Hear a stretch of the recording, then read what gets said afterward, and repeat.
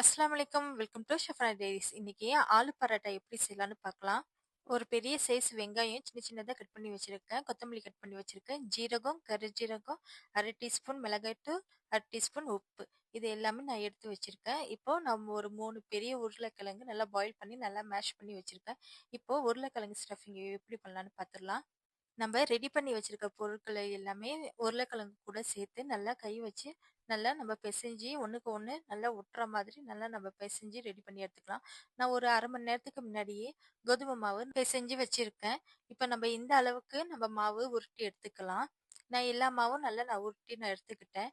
இப்போ நம்ம உருட்டி வச்ச மாவை நம்ம எடுத்து மாவுல போட்டு எல்லா பக்கமும் மாவு அப்ளை ஆகுற மாதிரி நம்ம எடுத்துக்கலாம். எடுத்துக்கிட்டு கையாலேயே நம்ம உருட்டி வச்ச கோதுமை மாவை நல்லா நம்ம விரிச்சு வச்சுக்கலாம். ஒரு குழி மாதிரி நம்ம செஞ்சுக்கலாம். ஒரு ஷேப் குடுத்துக்கலாம். இப்போ இந்த உருளைக்கிழங்கு ஸ்டஃபிங்க நம்ம அந்த மாவுக்குள்ள வச்சு கார்னர் எல்லாமே நம்ம மூடி மூடி நல்லா ரவுண்ட் ஷேப்புக்கு நம்ம கொண்டுட்டு நம்ம உருட்டி எடுத்துக்கலாம். இப்போ இத பார்த்தீங்கன்னா, நம்ம உருளைக்கிழங்கு வச்ச மாதிரியே தெரியாது.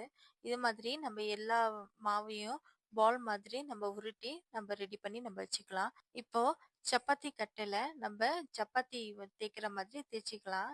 நான் கட்டிங் போர்டே நான் வச்சிருக்கேன். அதிலேயே தேய்ச்சிக்கலான்னு.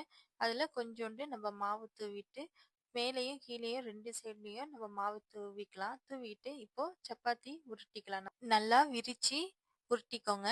அங்கங்க உருளைக்கிழங்கு தெரிஞ்சாலும் ஒண்ணும் தப்பு இல்ல. நல்லா தான் இருக்கும்.